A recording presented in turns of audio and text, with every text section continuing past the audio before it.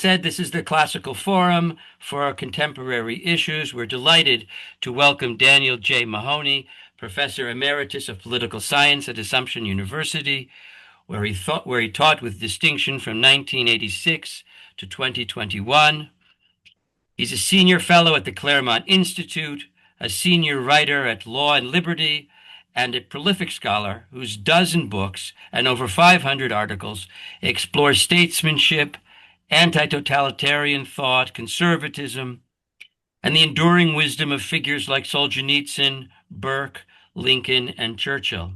We're deeply honored to have him speak with us today on the topic of oikophobia. Dan, thank you for joining us. The floor is yours. It's a real pleasure, and thanks for that generous introduction. I'm going to talk about oikophobia in a broad way with the help of the thought and writings of the late Roger Scruton, the British conservative philosopher and man of letters. And I'm going to try to introduce some classical resonances along the way. But Scruton, who is a man of immense erudition and wide learning, and who wrote more books than me, he wrote an unbelievable number of articles and essays on a broad range of themes. But two of his absolutely central notions that I think are quite necessary for understanding the late modern world and our current discontents. Two of his absolutely essential notions are the culture of repudiation and this concept that he calls oikophobia, of course, taking his bearings from the Greek word for home, oikos. And I think in looking at Scruton's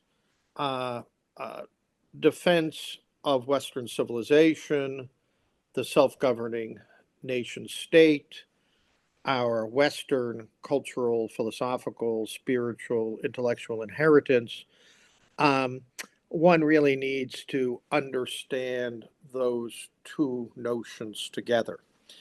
Scruton never called himself a nationalist for reasons you could probably surmise, but he was a theorist and defender of what he'd like to call humane national loyalty. And in an essay from the early 2000s in the defense of the nation, he said, we no more throw out love because it takes and can take murderous and pathological forms, that we throw out the idea of the nation because it has been appropriated and abused and mutilated by totalitarian monsters. And he liked to say about the Nazi regime in Germany that they hated the rest of the world because, first and foremost, they hated their own people and their own country. And of course, they hated the Jews. So Scruton, every word in that phrase, humane national loyalty, is important to him. And of course, Scruton was a philosopher. So he never abandoned the vocation of the philosophical tradition going back to the Greeks to, articulate a universal understanding of the human condition.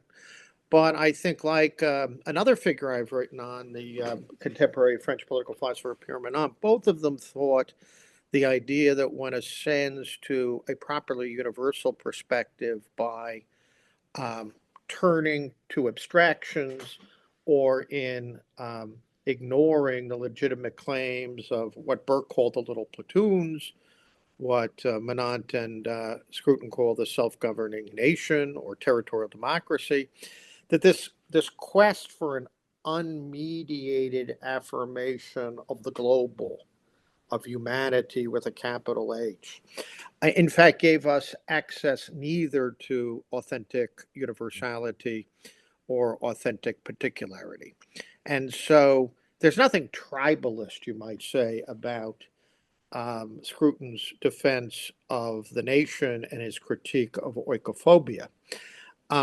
He, as I said, not only shares the the proper universalism inherent in the philosophical vocation, but he links the nation to civilization itself, and not just Western civilization, but to civilization.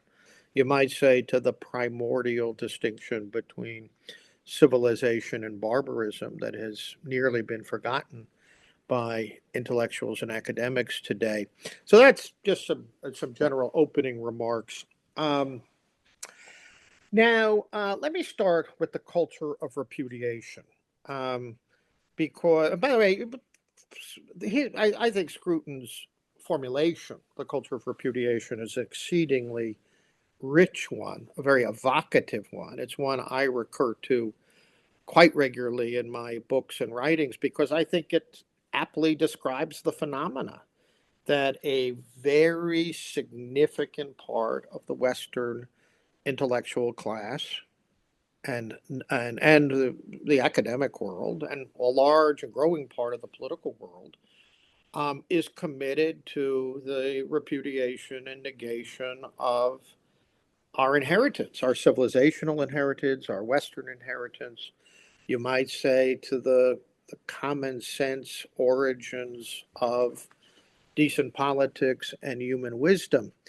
And of course, Scruton's what was the first one to point that in the early 1970s. Lionel Trilling, the famous literary scholar at Columbia University, spoke about the adversary culture.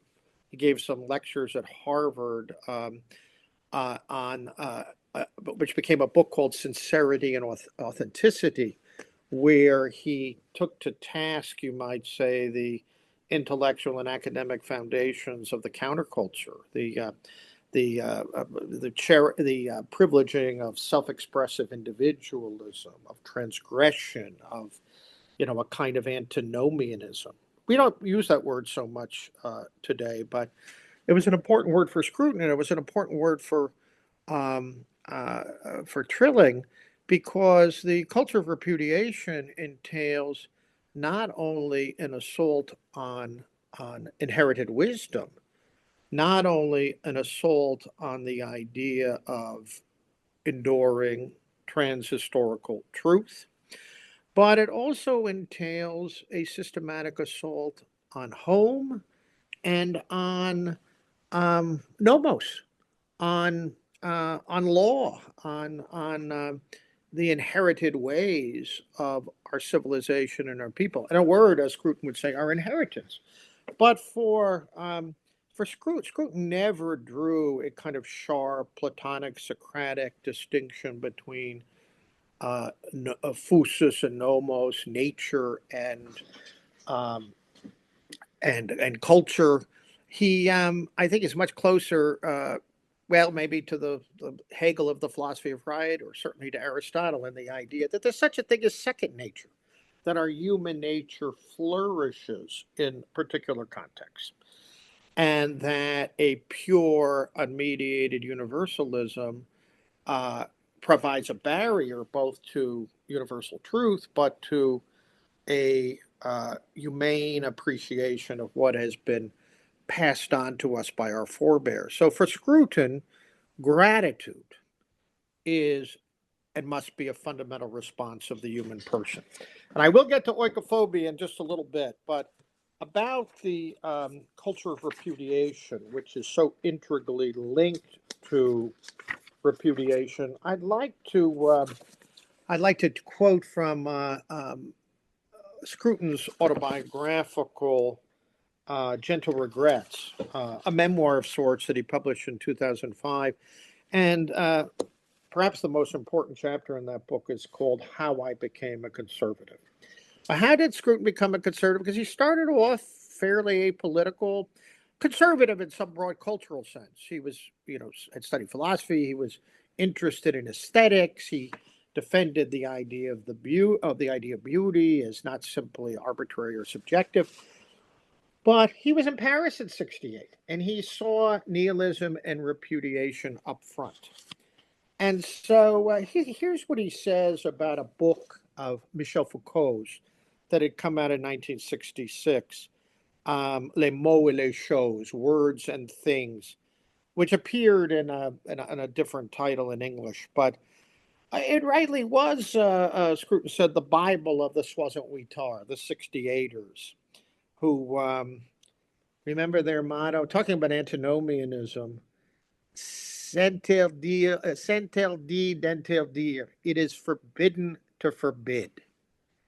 And of course, at the center of, well, how can you have a human society or a decent human life, or when there are no prohibitions, when there is no law, that restricts our passions or our quest for domination over others.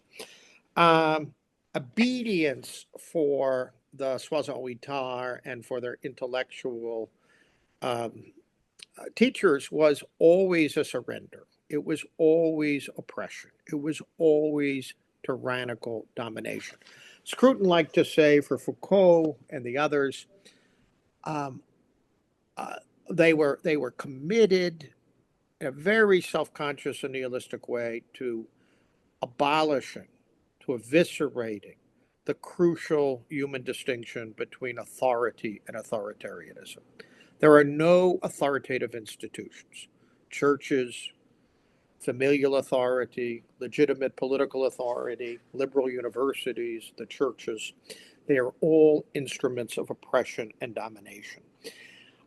Scruton said about Foucault's book that it was an artful book composed with a satanic mendacity, selectively appropriating facts in order to show that culture and knowledge are nothing but the discourse of power. And he also said he identified Foucault with what he called the nominalist sleight of hand that was surely invented by the father of lies. Of course, Christ in John 8 refers to Satan as the father of lies and a murderer.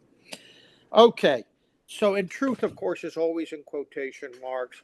Everything is epical, related to epiche. There is no adoring human condition. There are no trans historical truths. There's no wisdom, natural or conventional, no traditions worthy of respect, etc., etc.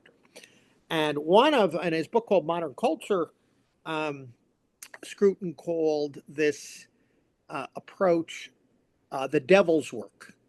Why? He liked to quote Mephistopheles from Goethe's Faust, and uh, uh, and Goethe said of Satan that, or Mephistopheles, he was the spirit who forever negates. And so Scruton saw that the dominant cultural, intellectual, or at least the most fashionable cultural, philosophical approach in the academy, one that colonized the humanities, for example, was really dedicated to a project of negation, repudiation, and destruction. Now, how does this all relate to oikophobia? Well, oikophobia, according to Scruton, and by the way, I myself have some reservations about always using the word phobia. I'm not sure. Oikophobia is rooted so much in fear of home rather than, let's say, deep animosity to home.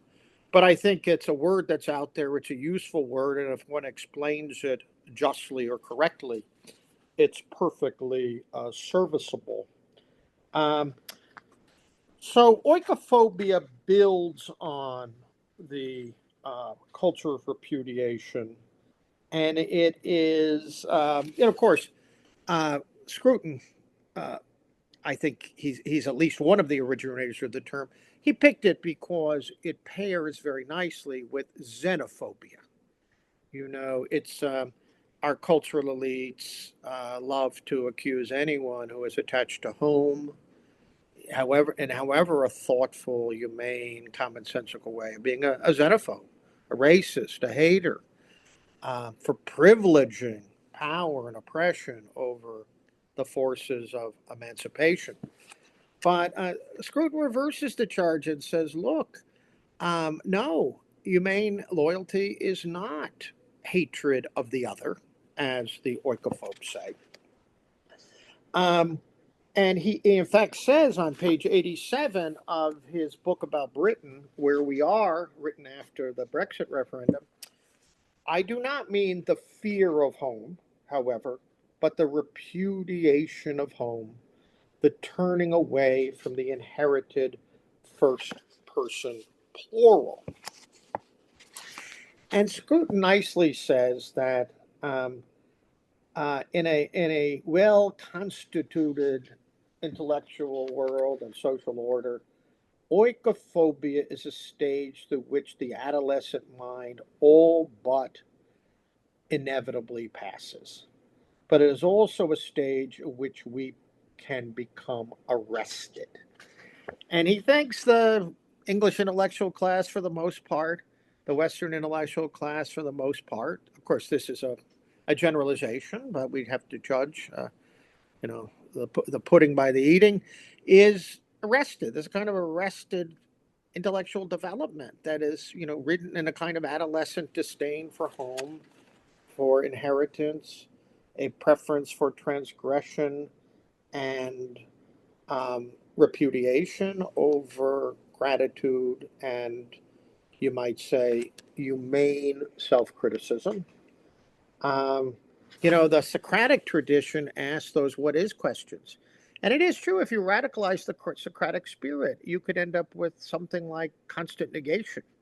But the other side, of course, is that you're passionately committed to the search for truth and for the political and spiritual preconditions of that truth. That means civilization.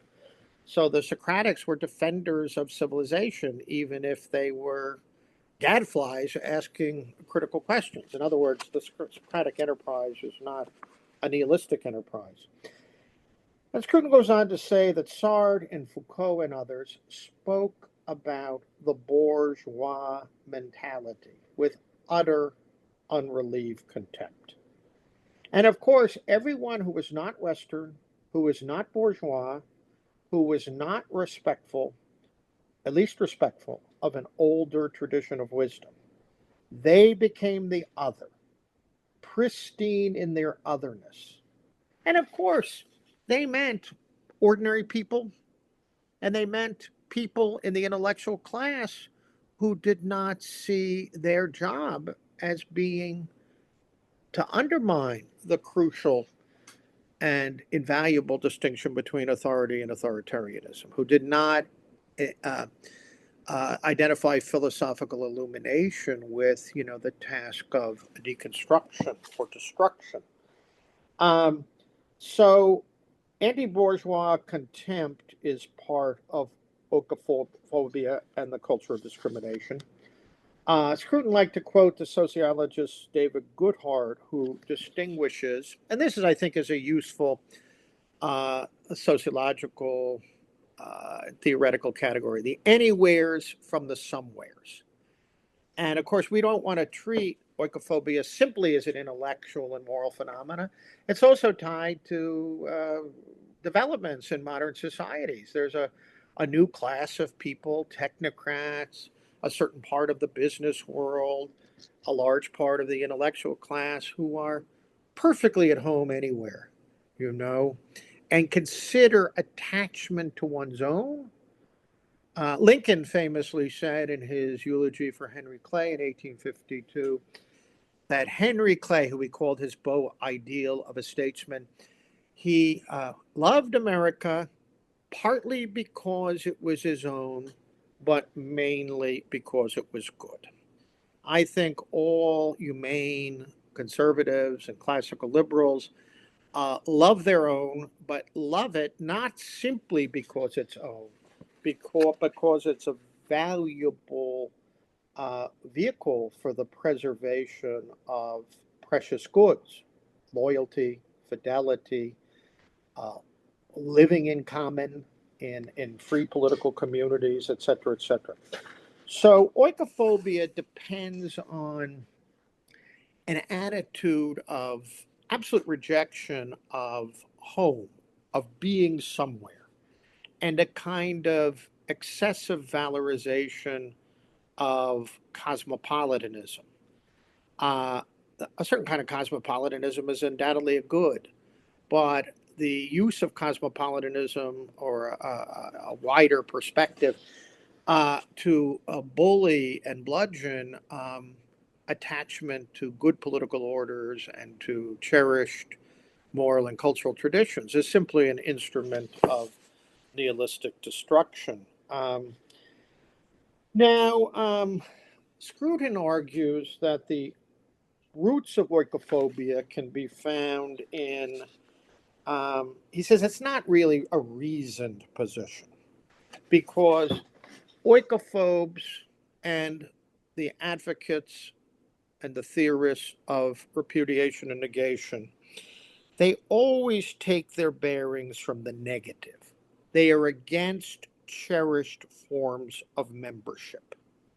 They always promote transnational institutions over national governments. They define their political vision in terms of, let's call them pseudo universal values. And I quote Scruton, that have been purged of all reference to the particular attachments of real historical communities. And Scruton's not the only one to point this out. Alan Bloom pointed this out in The Closing American Mind. Many other people have pointed it out. They attack the only self-critical. They attack the only self-critical civilization, the West, as hopelessly authoritarian and oppressive, while they privilege, to use their own lingo, closed cultures that do not have a official or de facto place for dialogue. And so there's a kind of perversity accompanied with this, hating reasonably open societies, particular society, open to universal values, while esteeming the other, which is too often at least defined by unrelieved hostility to that. So in place of all this, Scruton advocates humane national loyalty, accompanied by what he calls oikophilia, which he says is the common property of all who wish to settle down. That is really intolerable to the anywheres. The idea that some people cherish home without hating others, without despising others. It's very interesting. Scruton like to point out, most political parties and movements that are committed to the integrity of the nation state and its survival do not hate each other. Because they are partisans or advocates of a kind of common civilization that can inform and that undergirds national attachment. So in kind of oikophilia values home. Oikophobia is informed by the constant desire to be elsewhere, and that I think is a very, very helpful framework. And by the way, he also was very sensitive to the fact that the oikophobic attitude did not just have political implications, but it had deformed philosophy with its fundamental distinction between the high and the low, the noble, the base, the true and false.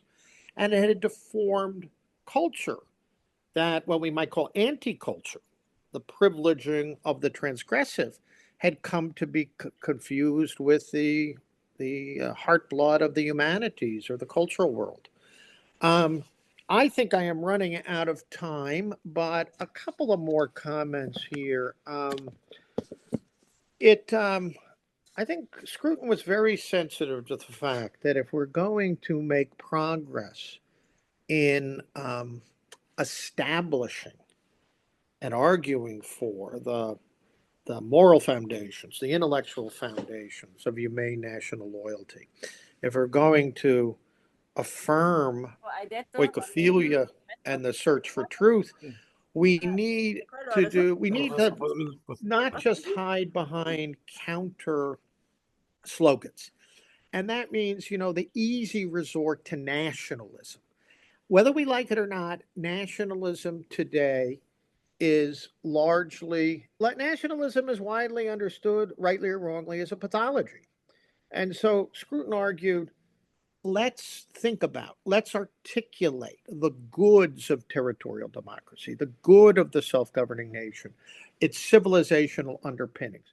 Don't allow those goods, that phenomena, to be dismissed and defined as a pathology.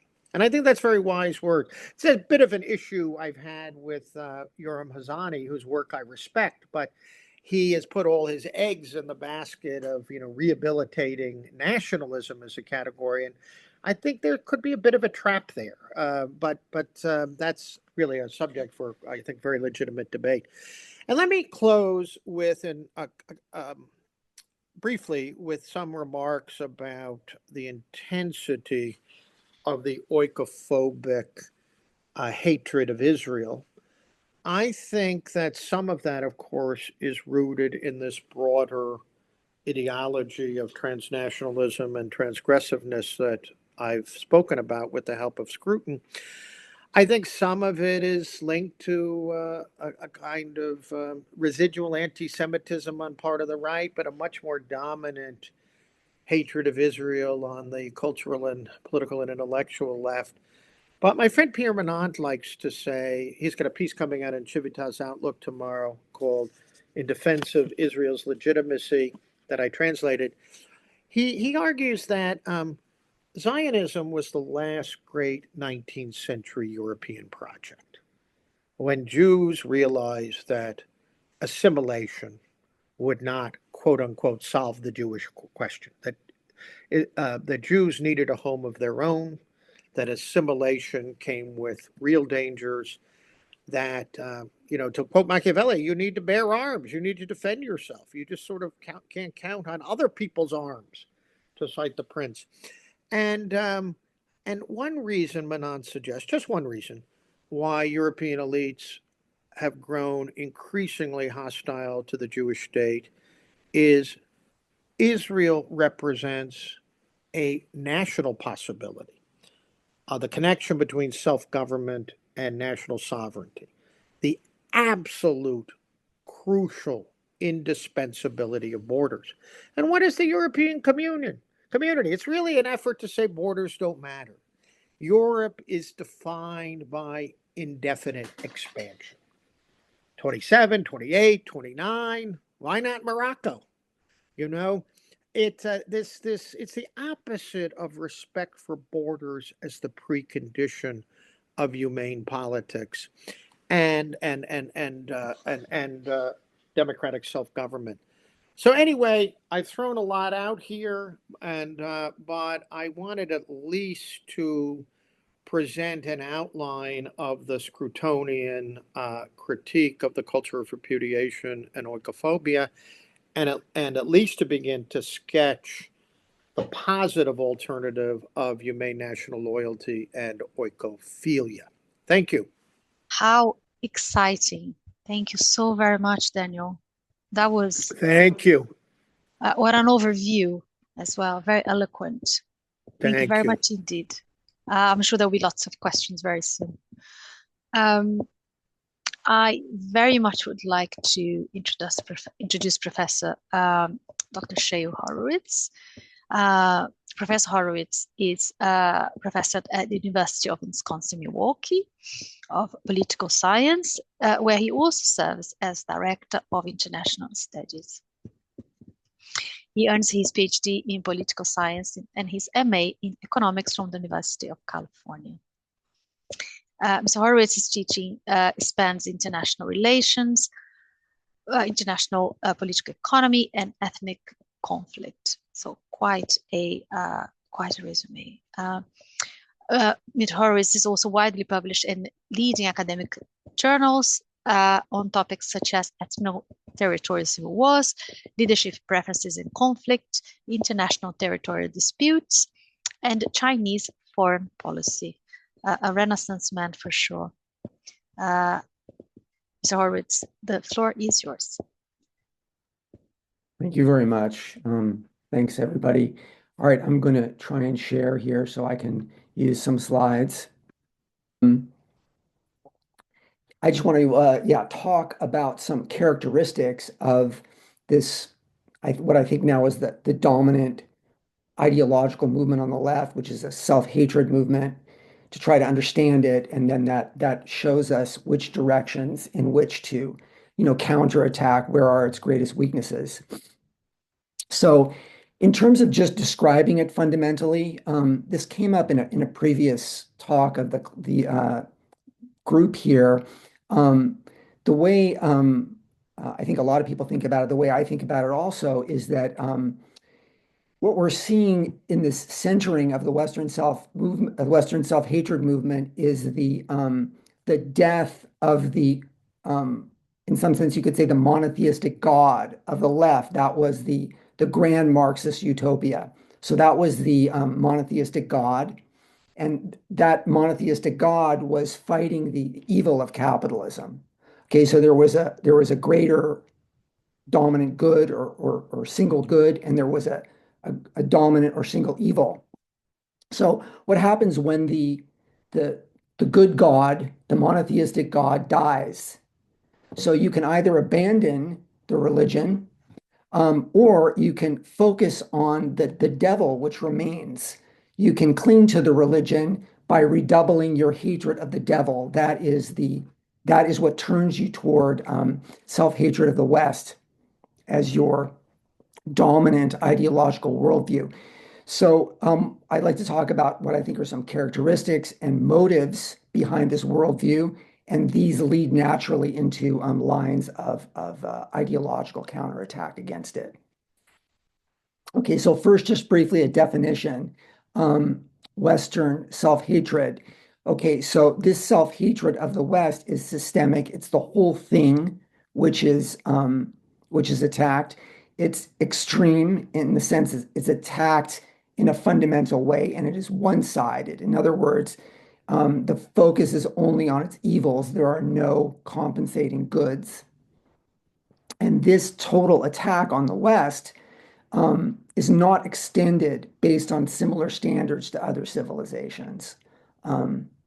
We talked about that. We covered that in the previous talk already and in some of our conversation. So the West and its traditions are an absolute or irremediable evil. So the consequence of that is that anything else, any alternative to it, is preferable. So I don't need to explain why my alternatives, whatever they are, and there's no longer this grand utopian alternative, but I can just come up with any alternatives, and I can swap out these alternatives for something new and trendy.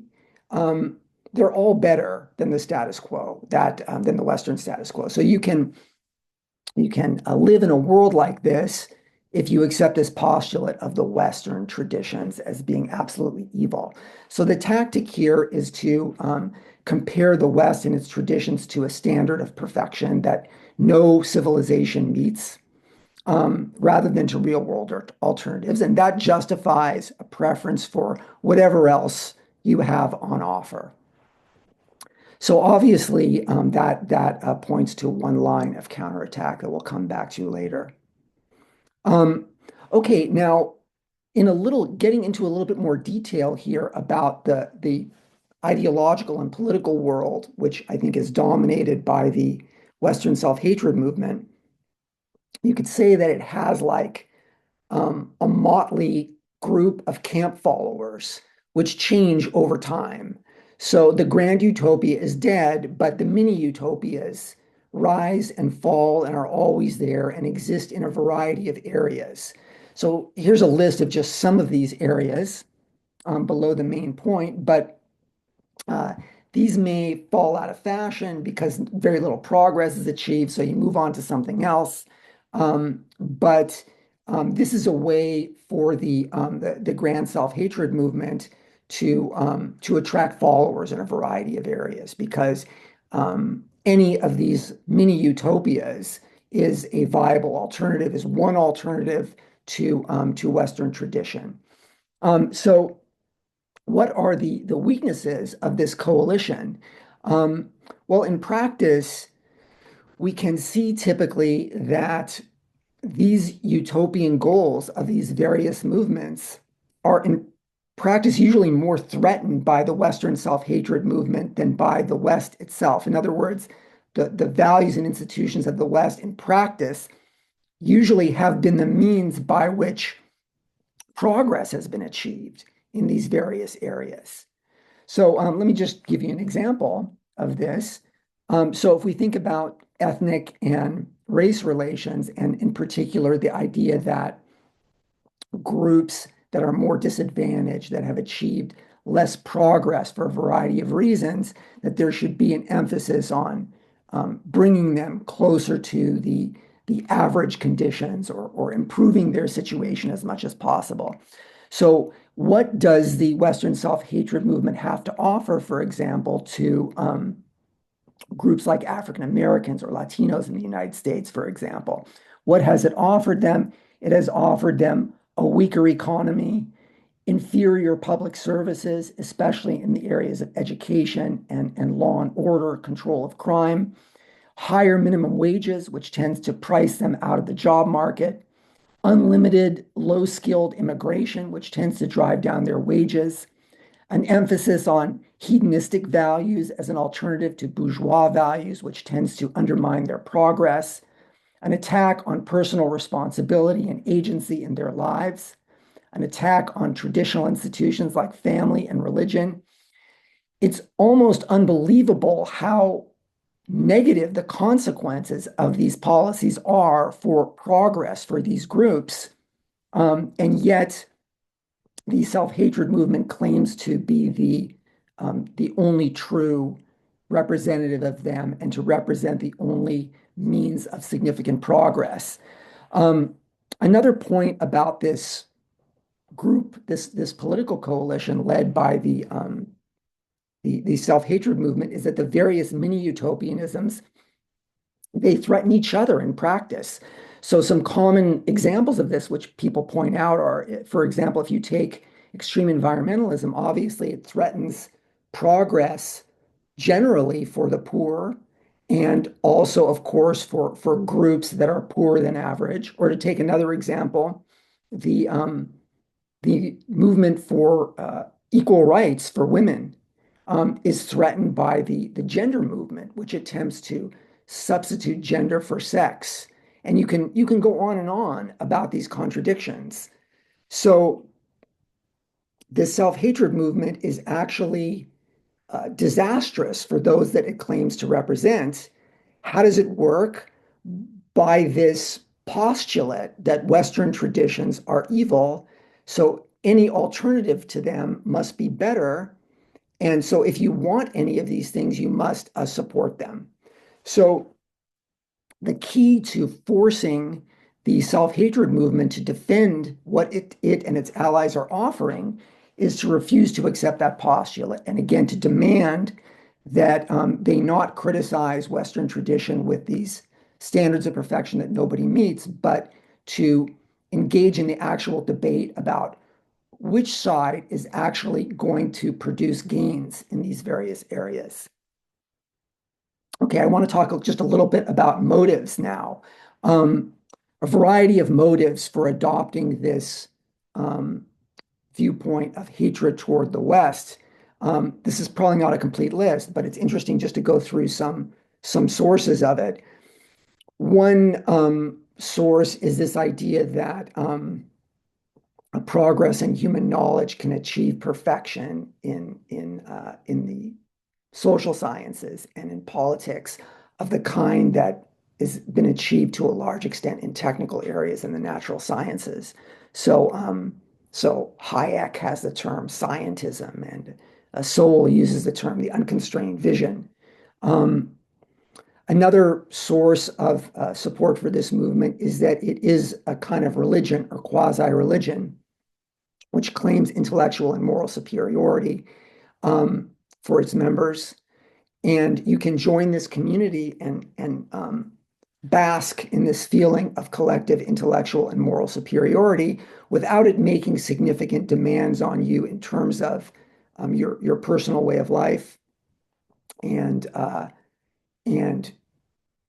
it also gives you this kind of protection of your reputation by its postulate that it is superior. So you don't have to fight it; you can join it. So that is very attractive, that community. A third important driver, I think, is group thinking. So what I mean by group thinking is the idea that the world is fundamentally a world of racial and ethnic groups. Those are the dominant categories or essences which compose the world. So if you accept that way of thinking about the world, then you tend to look at those groups which are more downtrodden as those which are to be privileged in a variety of ways. Those are the ones you should focus on helping. Those are the ones you should think about how they were harmed in the past and how that cannot be done again. Those are the ones that you can never appear to be biased against. And so where does that leave you in terms of who you can blame for the world's problems?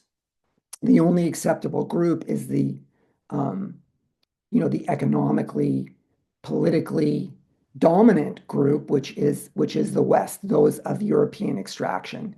And of course, it's very powerful to have a scapegoat, a hate figure in any political movement. And the only acceptable hate figure in this world of group thinking is the dominant group. So that is the Europeans, the West. Finally, we already talked about a fourth important motive, which is political expediency.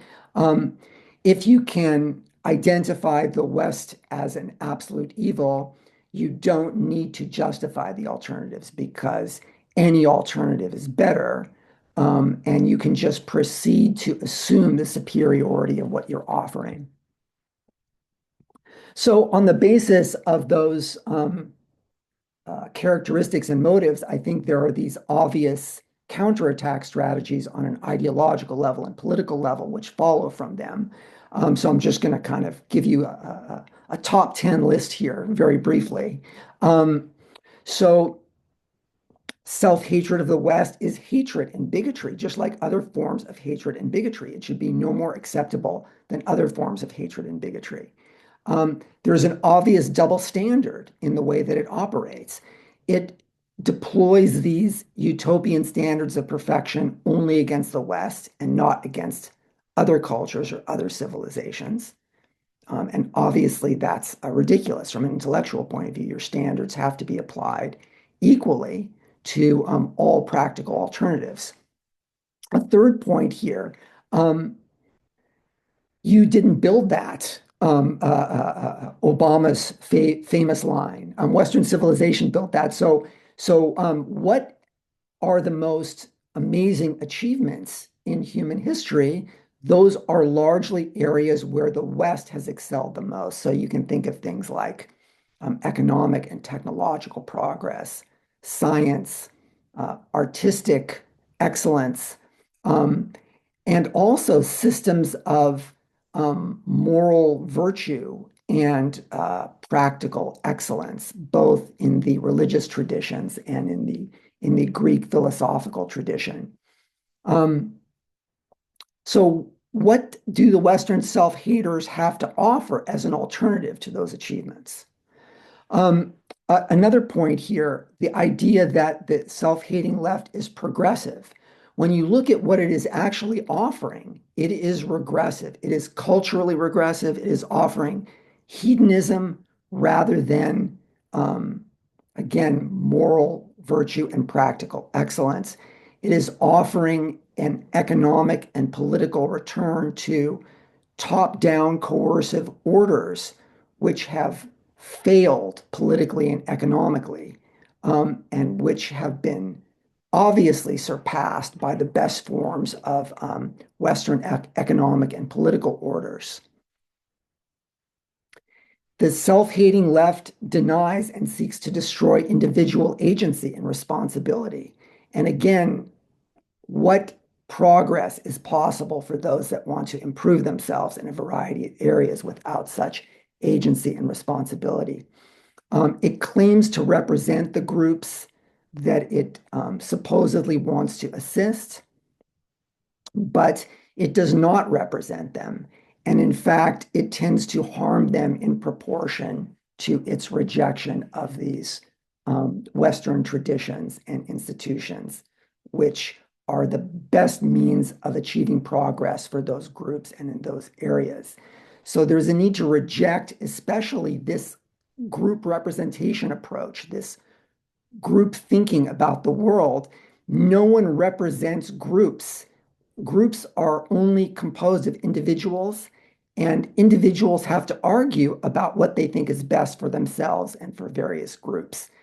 And the goal of equality of outcomes for these groups, another characteristic of this group thinking, is disastrous because it leads to this top-down control, which destroys the most important means of progress.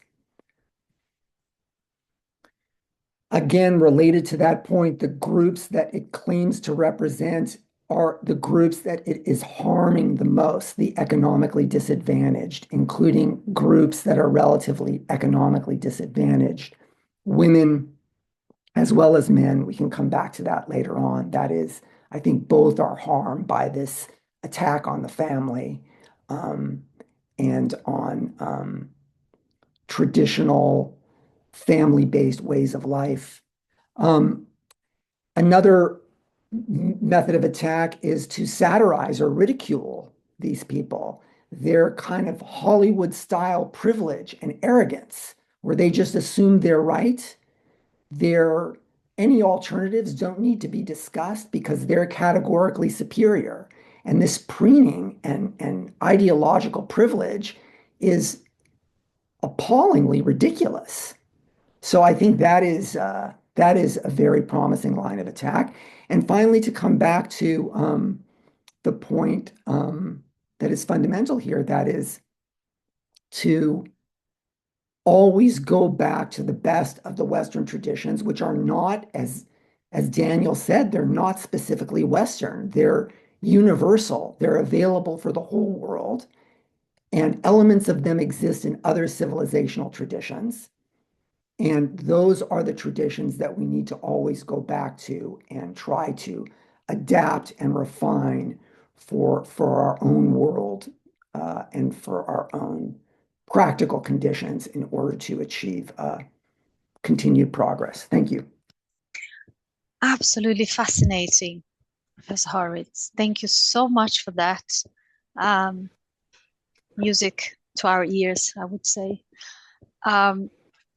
Very much like to open for questions, if anyone would have them.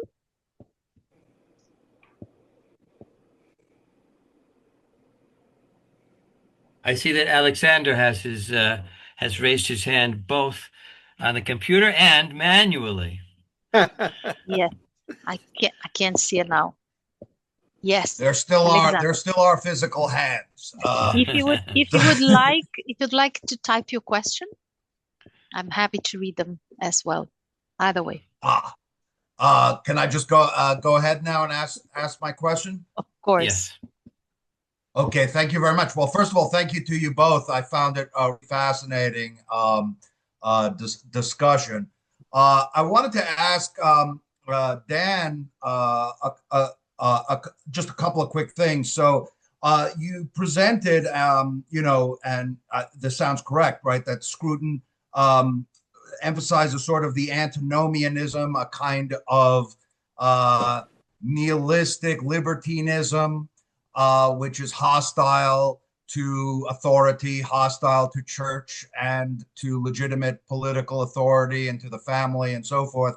But in the oikophobic movements we've seen nowadays, we've also seen, I think, aspects of sort of extreme censoriousness, right? And a hostility to dialogue and efforts to shut down dissent, which is very associated with wokeness. So my first question was, how do those two strands of nihilistic libertinism and authoritarian censoriousness kind of mix? Not to mention that they often praise authoritarian leaders abroad, like Khamenei and these sorts of things. And my second question was just about the lineage of contemporary oikophobic movements. You suggested perhaps that the Culture of Repudiation comes out of May 1968, but I'm wondering to what degree could we look at precursors? I mean, one could think of going back as far as the French Enlightenment with its critiques of tradition and the past and so forth, or Marxism.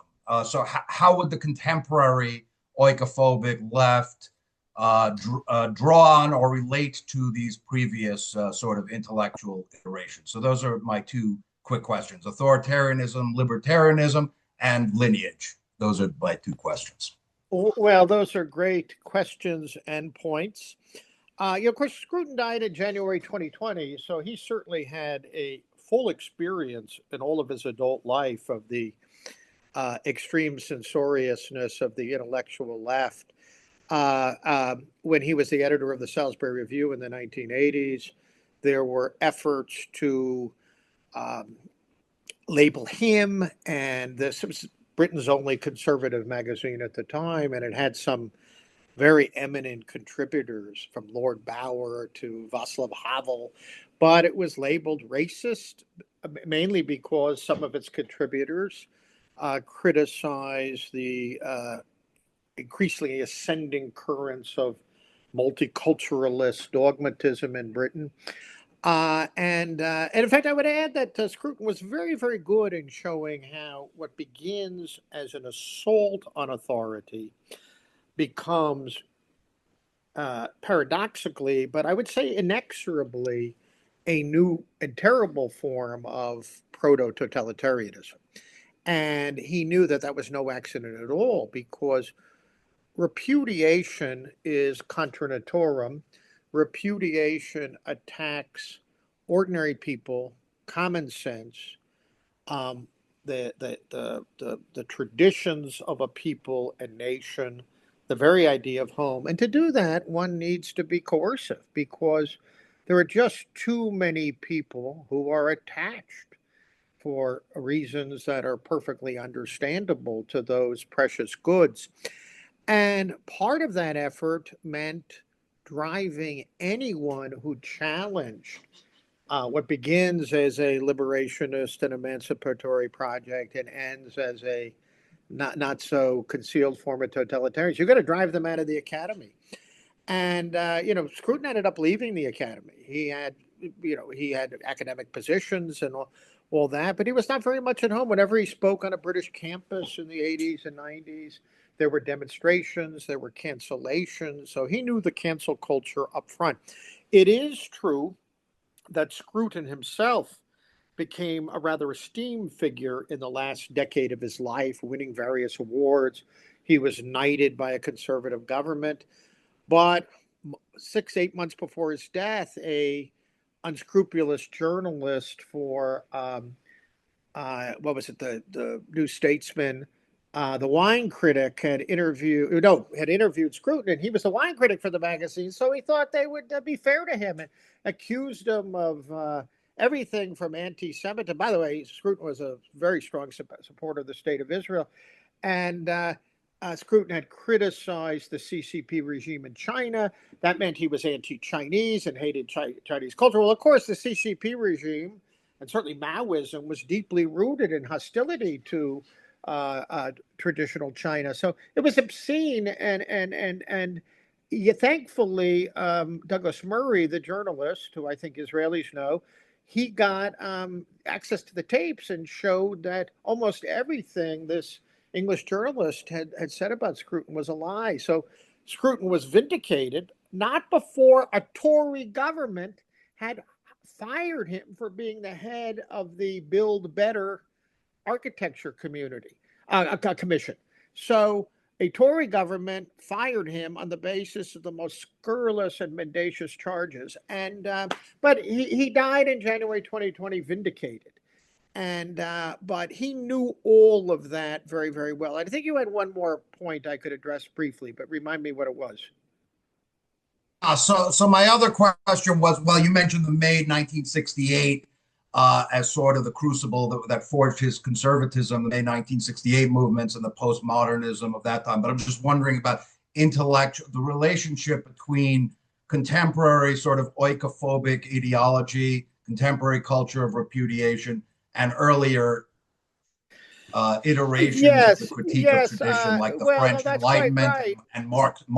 I think we have to distinguish between May 68 as a kind of turning point, or a critical turning point, where the forces of nihilism became ascendant and almost brought the French Fifth Republic down. And we saw the most kind of juvenile affirmations of transgression and absolute liberty. Tied, by the way, what did the Soissons-Huitard talk about? The winds from the east. That meant Maoism, absolute freedom, and Maoist totalitarianism. Very hard to make sense of all that.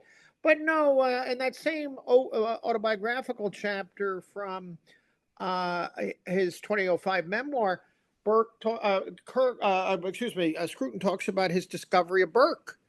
And it was precisely that Burke had been so sensitive to the darkest side of Enlightenment. Burke himself was a man of the moderate Enlightenment, much more. He was much more open to an older kind of classical and religious wisdom. But it was precisely in that score that Scruton thought that the reflections on the revolution had captured a revolutionary and nihilistic impulse that was coextensive with what we might call radical modernity, what Eric Voegelin, the political philosopher, called modernity without restraint. So yeah, he was sensitive to all of that. And so you might say 68 is the point where what is, still, very present in the revolutionary movements of the West, but it threatened the very survival of liberal democracy. And it also began to inform the thinking of Western elites in a way that was, I think, this movement of Western self-hatred that Shale talked about that was inherently destructive. So, I think to sum up, I think your questions brought together themes that and that Scruton was very sensitive to, and he managed to keep a recognition of all those crucial points together. Thank you very much, Daniel. Shall we now hit the question for Mario Trabucco?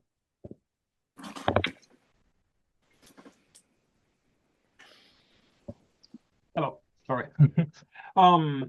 So thank you very much for both your talks, very, very interesting. And I would say one of the things that always attracted me to Scruton is the fact that it has a visible and physical dimension to his philosophy.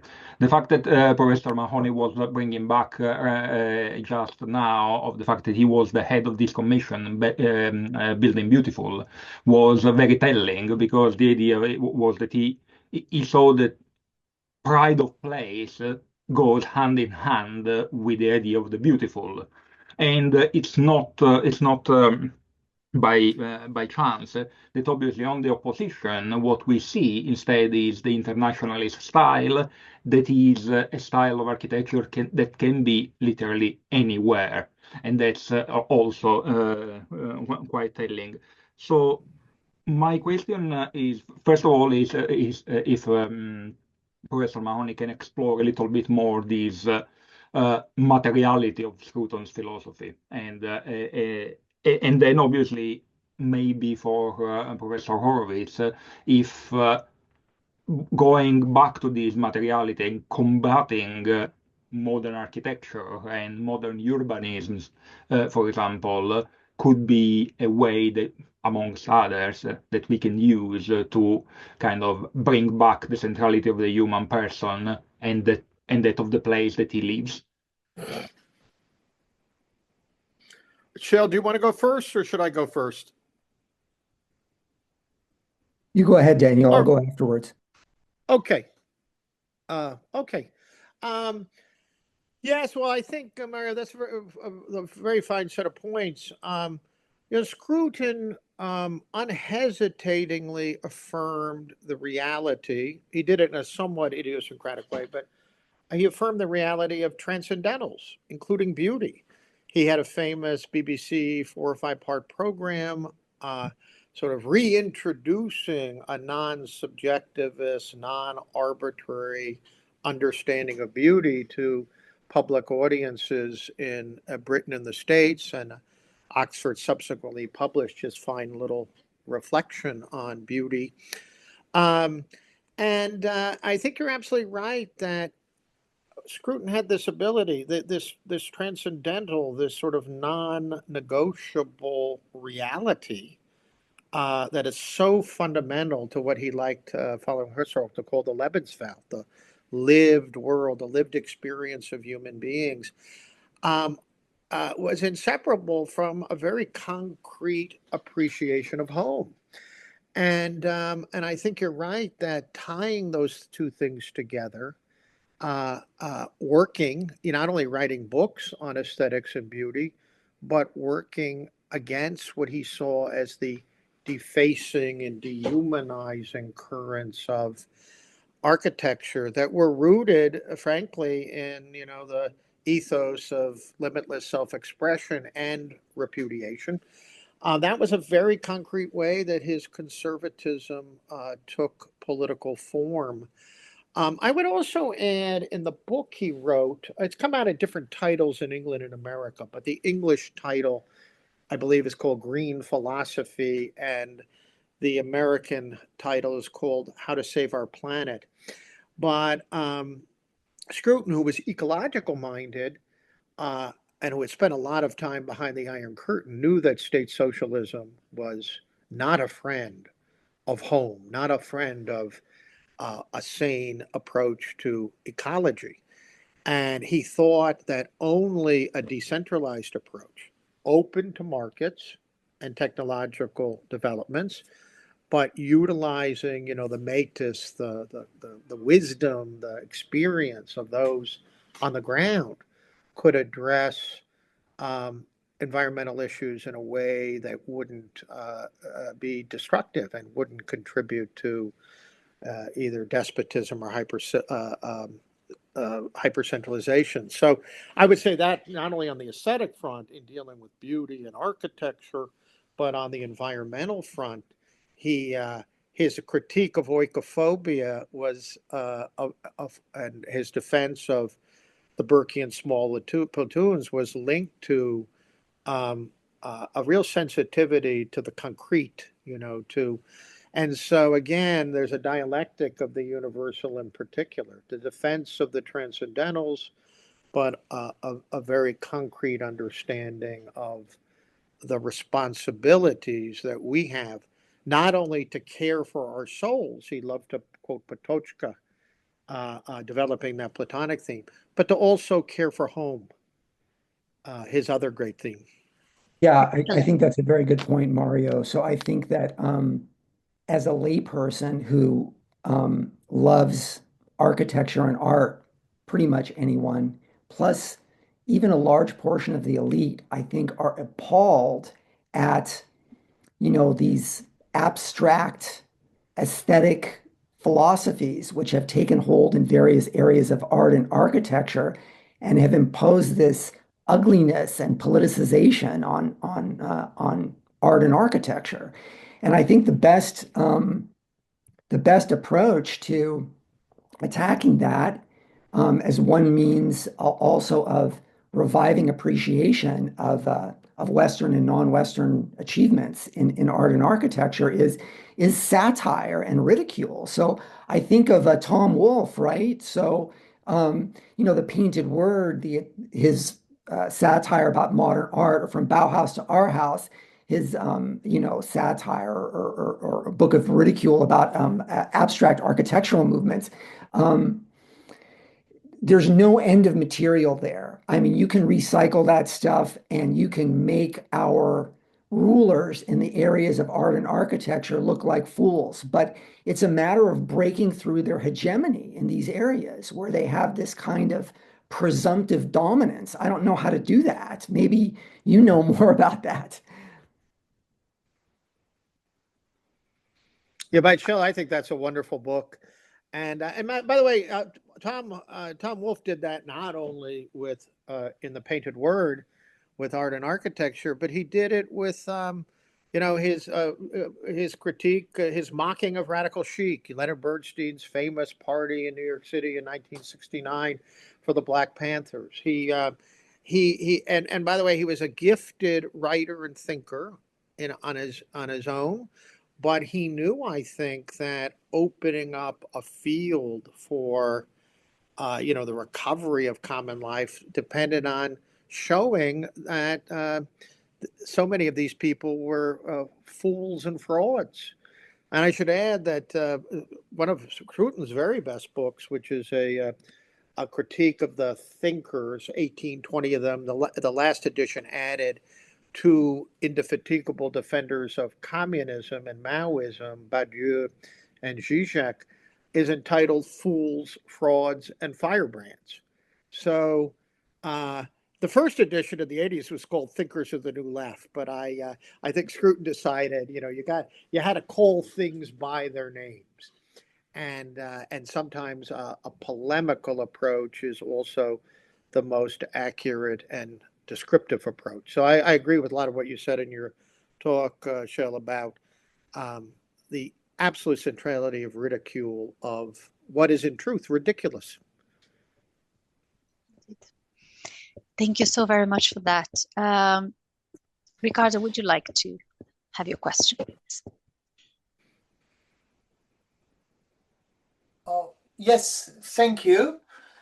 So my question is actually regarding what I well, first of all, your thoughts about what I consider to be the end point of the oikophobia, the phenomenon of oikophobia, because I see that first you have a reinterpretation of history. So the past is retold as an uninterrupted catalog of crimes. Then you have colonialism, oppression, patriarchy, exploitation, and so on and so on.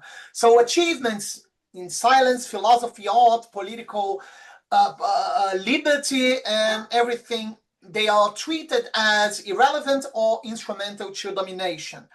And then you have a second part, which is the cultural delegitimization. So traditions, religion, national identity, and they are all portrayed not as the accumulated wisdom of generations, but they are as obstacle to moral progress. And then we have the demographic and political self-dissolution. So at the end of the day, if one civilization is fundamentally illegitimate, so its preservation is morally suspicious or even undesirable. So the borders must disappear, the institutions must dissolve into maybe global structures or just dissolve, and the cultural identity must be diluted until it vanishes. So the end point is, well, if everything is inherently unjust and undesirable, so the civilization in itself must disappear. So collective suicide is the only thing that's left, either literally or being substituted by some other project of the world, such as, let's say, the a worldwide Islamic caliphate. So my question is actually, well, first, what do you think about this endpoint, and whether you see something different as the endpoint of it? Thank you.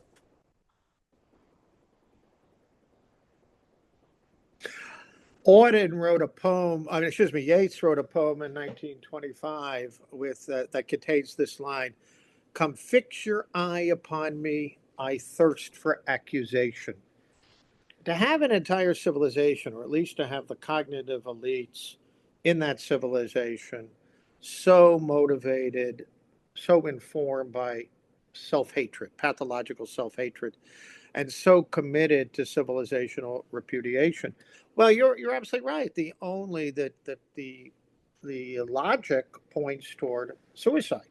Now, of course, in the real world, there are countervailing tendencies. They're a part of the citizenry and the intellectual class that is beginning to resist. Perhaps the old wisdom and the old institutions have more life in them than some had thought. But I couldn't agree more that the project is essentially a project of nihilistic repudiation and destruction, and I would add it has a political dimension. When you hear left of center politicians and intellectuals speaking about the need to save democracy, often by coercive and illiberal measures, often accompanied by cancel culture, banning parties, turning elections, uh, uh, censoring social media. Their idea of democracy is not the understanding of democracy that most British and American or Israeli politicians had, 20 or 30 or 40 years. It's a notion of democracy that is already subverted by introducing repudiation into its mode of thinking. And so my friend Pierre Menand likes to say the cultural left is not the democracy for them means in the end a kratos without a demos. It's a rule. It's a progressivist public philosophy, a culture of repudiation. And it is illegitimate to oppose it. Why? Because a long time ago, to come back to Alex's remark, this goes way back a couple of centuries in the Western experience, we began replacing the age-old distinctions between truth and falsehood and good and evil, the noble and base, with a deeply troubling distinction between progress and reaction. So the new democratic currents are all about safeguarding the achievements of progress. And by the way, there are achievements of progress, technical progress, maybe even spiritual progress.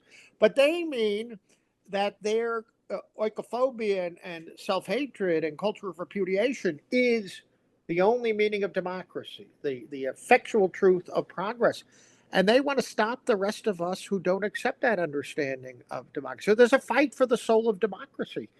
But when Trilling and Scruton were writing beginning to write on these matters in the 70s and 80s, these currents were minority currents in the public square. But in some ways, they're institutionalized, and not only in the universities. And a lot of the center, let's say in Europe, Manon calls it the fanaticism of the center. It's not true centrism.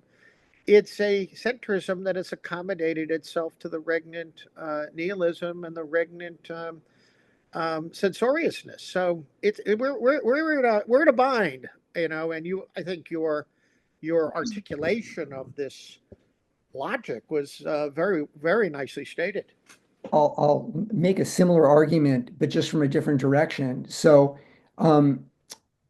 yeah, the end point nominally is destruction of the main evil, Western tradition. But in practice, that doesn't lead anywhere. You can't destroy it because you don't have anything to offer as a substitute for it, and you won't admit that you have anything better to offer. So you impose a succession of failures. So what is the actual endpoint? It is the continued ideological hegemony of this priesthood that claims superiority by virtue of its superior knowledge and virtue. That's the real endpoint in practice. So I think that's what we have to attack, because that harms everyone else. Thank you very much, Horowitz, very much indeed.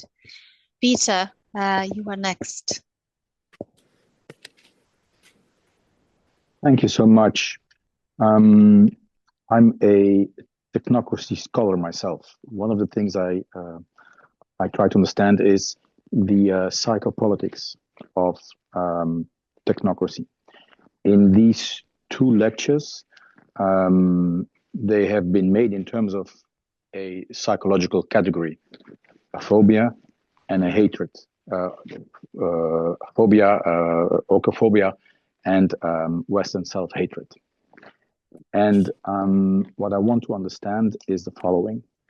I completely agree with the reading. Yes, there is a phobia as an aversion of an oikos, which is a Western oikos in Dr. Mahoney's account, and a self-hatred in Dr. Horowitz's account. So completely on board with that. However, I do not think that this describes the psychopolitics of the detractors themselves. They are not self-hating.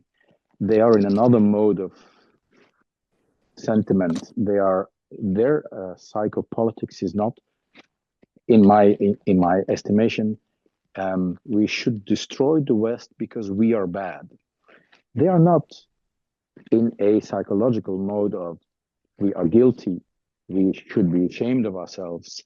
They represent these sentiments for sure in the public squares. But I don't think that they are in that mode per se. Why is this important? Well, to understand the detractors is to be able to fight the detractors.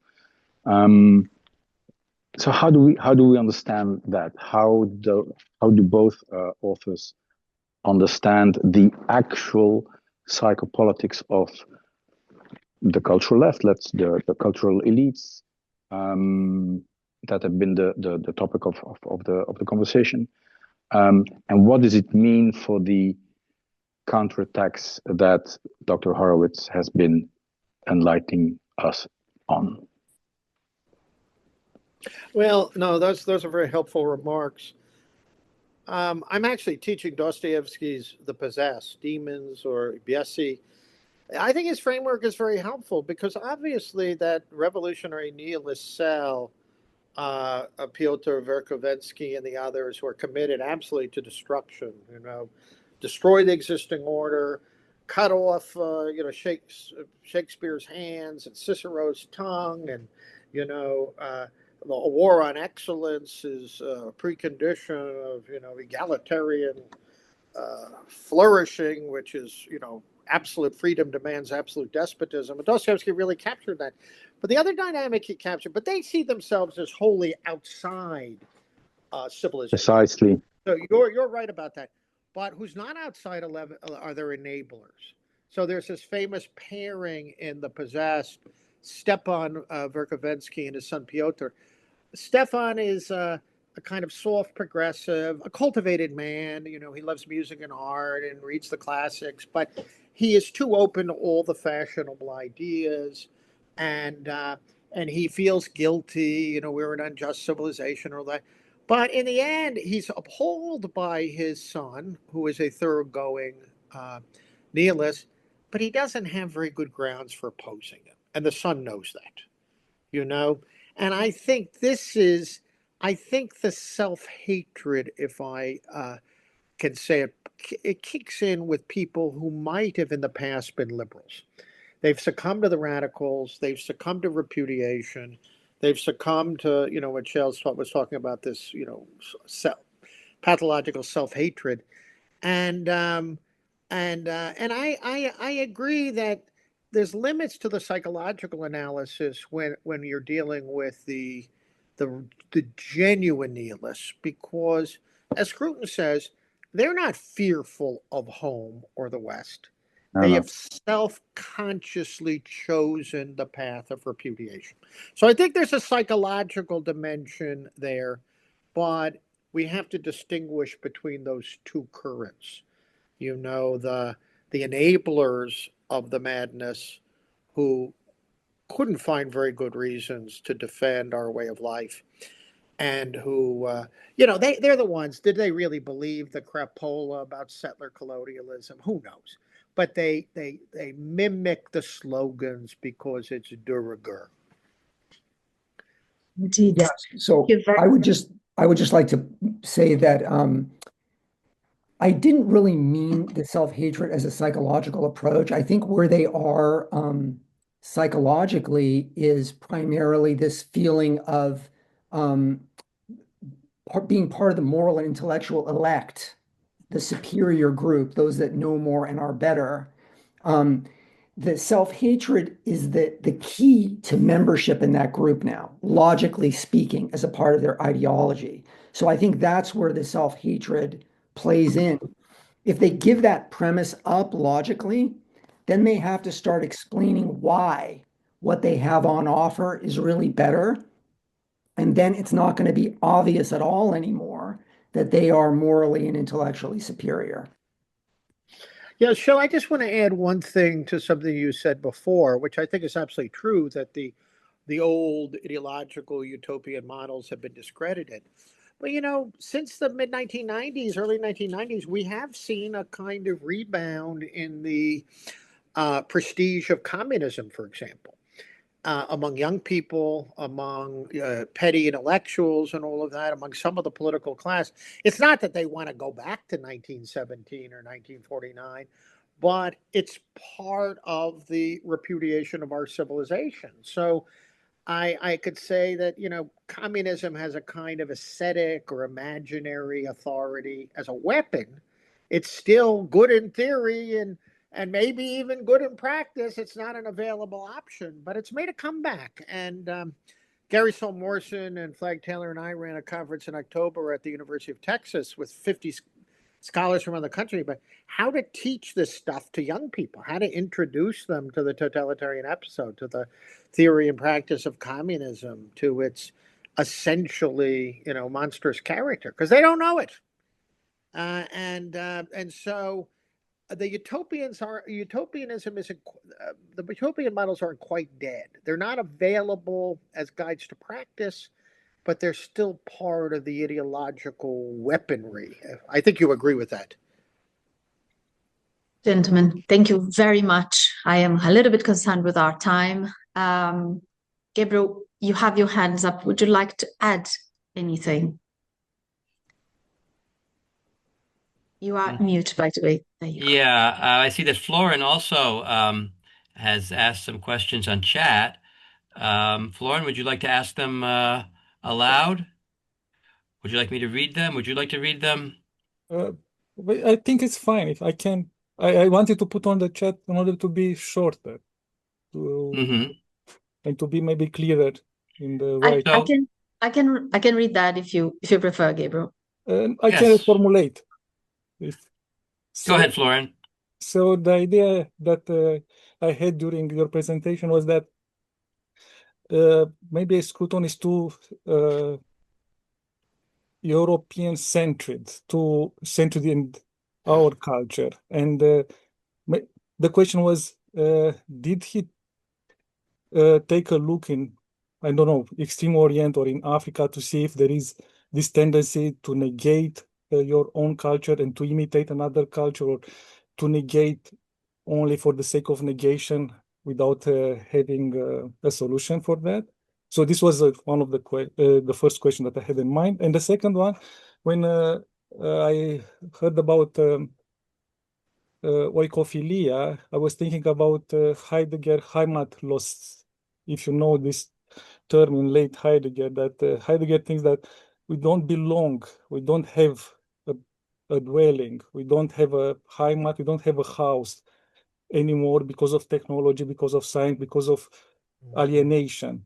And I was curious if Scruton made a link with Heidegger's concept when he elaborated oikophobia. Thank you. Not so much. He certainly read Heidegger. I think he was suspicious of Heidegger because he thought he was a revolutionary thinker who could appear deceptively traditional, with the defensive dwelling and all of that. So, I remember Scruton was not impressed when Heidegger said that, in 1949, that, the death camps and the mechanization of agriculture in Kansas are simply part of the same process, or that, or that, America and the Soviet Union are metaphysically the same, although there's some truth to that, but there's also a lot of falsehood to that. No, I obviously there's some parallels, but uh, uh, Scruton was not interested in deconstructing the Western tradition, and he certainly didn't see the entire Western philosophical tradition as a mistake going back to Plato. Um, yeah, about Scruton and the non-Western world. Scruton was a remarkable man. He knew France very well. He, of course, before he died, he got the highest awards from the Hungarian, Czech, Polish, and governments, for his work in sustaining the intellectual underground during the communist period. He was well informed about political developments outside of Europe. He certainly wrote about uh, communist totalitarianism, the form it took in Cuba, Nicaragua, and China.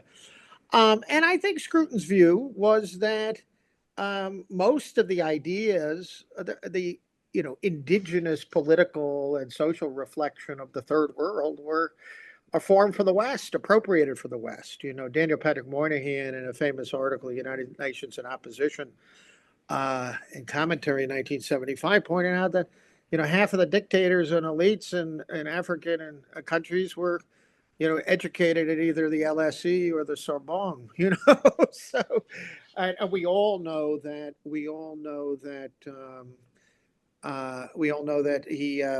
he saw this this culture of repudiation was something that had been imbibed by the non-Western world. And Alex just reminded me with his little note that in his book Modern Culture, which is a fine book, the book ends with a comparison of Aristotle and Confucius.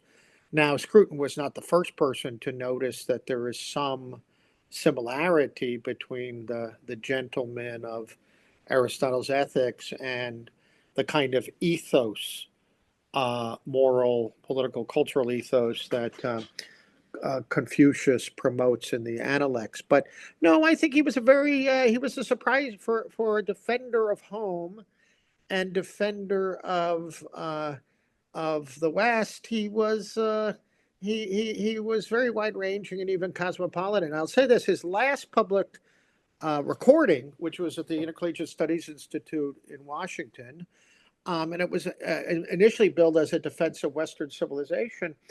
And Scruton began the talk, said, "Nah, I'm renaming it a defense of civilization," because he said it's not just the West that's at every attack. Any notion of civilization, of non-arbitrary ethics, of noble achievement, of human excellence, it's an attack everywhere.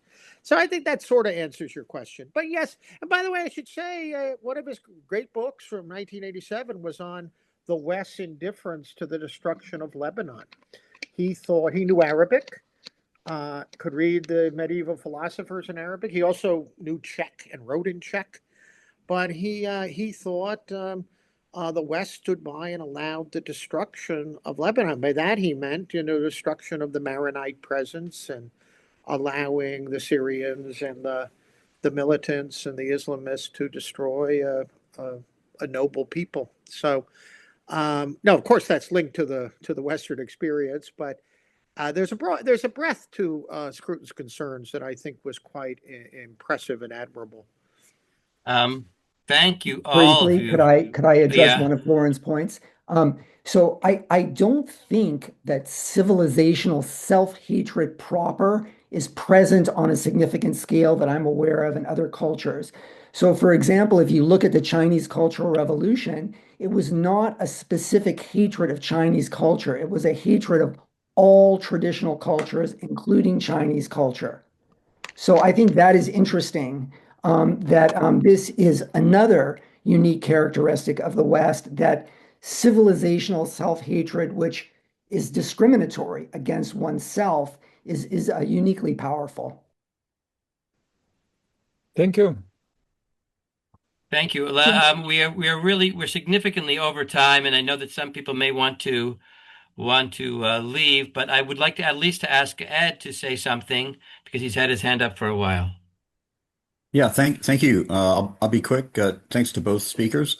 I appreciate what you said, and it seems to me that you're right. At least one of the things that Shale said is that we seem to be dealing with a kind of a religious movement here that's based on a sense of guilt at the suffering of other people. And my question is whether we really can respond or need to respond to this. Because anybody who would actually defend Western civilization would obviously be part of the problem. And that's it. Conversation is ended.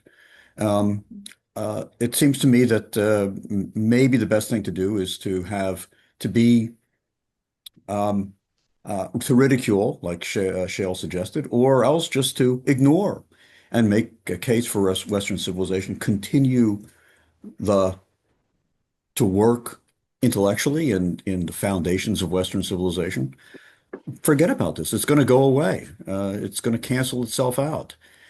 It's dangerous. It's destructive. But my question is, can we really do anything about any of this stuff?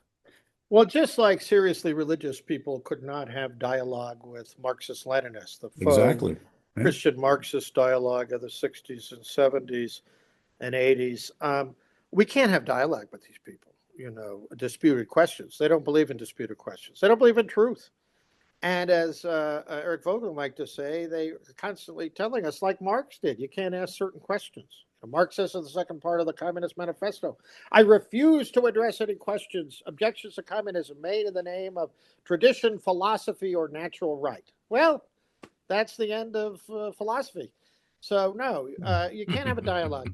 But of course we have to critique them. The settler colonialism is everywhere. It's infecting the culture. It's young people mouth these ridiculous slogans, and also we've got to protect. Leo Strauss said the most important practical task of sound theory was to defend sound practice against bad theory. And I think for those who are wavering, or those who have heard these, cliches and they're all around them, they need to be fortified. They need to know there's an alternative. And part of that is speaking to those people, making clear the sophistry and fatuousness of these approaches. But there's some good news out there. I don't know how many of you have seen the 2-volume Golden Thread volume, the beautiful history of Western civilization that Encounter is published, co-written by Jim Hankins, the Renaissance historian, and Alan Guelzo. These are 2,400 with beautiful excerpts from classic books and artwork, a narrative, warts and all, but it's unhesitating defense of the choiceworthiness of civilization and the Western contribution to humanity. And we now have, in 29 states, we now have these schools of civic thought and Western civilization that are being started in purple and blue, red states. I hate using the word red for conservative. It's counterintuitive and stupid, but that's what they say now. But anyway, lots of good people, PhDs in intellectual history, political theory, classics are getting hired by these programs. These programs are not so much conservative as they're anti-woke and they're anti-repudiation. In other words, everyone who teaches them thinks there's something valuable that has to be passed on to the next generation. So I would agree with you that's where we have to concentrate on the positive, but we also need to point out to people who are tempted by fashionable categories how empty. Raymond Aron wrote a book on secular religion in 1955, The Opium of the Intellectuals. And he says, you want to see opium? It's the French and European intellectual class with its genuflection before Stalinism, and that book made a difference, and it fortified, moderate opinion that, we don't have to, we'd be foolhardy to go down that road. So I think you need a mixed approach, if I could put it that way. Yeah, agreed. You have to defend the alternative and point out how the alternative is better, but you have to attack and ridicule their hegemony so that people see that they have a choice and that they're not stuck with these people as their sole exclusive legitimate representative. Well, And by the way, we have to make the case for intellectual diversity. I mean, of course, at my university, when I would say we have no intellectual diversity, they would say that's not what diversity means. But that's what diversity should mean. And, claim the high ground and point out that these guys want to close off discussion. absolutely. Absolutely. I want to thank everyone. I really want to thank our speakers for fantastic presentations and wonderful answers to the questions. I want to make one final comment myself, if I might, which is that I also hate this, all this anti-Western nonsense. I hate it so much. And since these people are the dominant force in Western society, well, maybe I'm an oikophobe.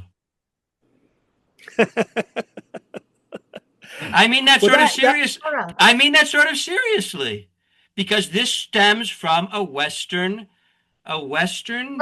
form of critical, self-critical thought that's causing problems. You are a Gabe, that's exactly what I meant, Gabriel, when I said they've kidnapped the idea of democracy and built oikophobia and repudiation into it. So I think you're 100% right. That's a paradox we have to think about and address. We're the counterculture now. Maybe it's just a pronunciation thing. Instead of oikophobic, it's wokophobic. Let's do that. Yeah. I like it. I know the meeting is supposed to be ending, but can I slip in one last question, Gabriel? Sure. Yeah, okay. Since the meeting is, contemporary issues, I'd like to make it really, really, really contemporary and talk about what's happening now in the war against the regime in Iran. And I guess you can tell where I stand in this. So my question is, the forces that are fighting against the Islamic regime are using rhetoric that is, very, very strongly, unapologetically pro-Western. They say we're fighting for values, we're fighting for freedom, things that we haven't heard in a long, long time.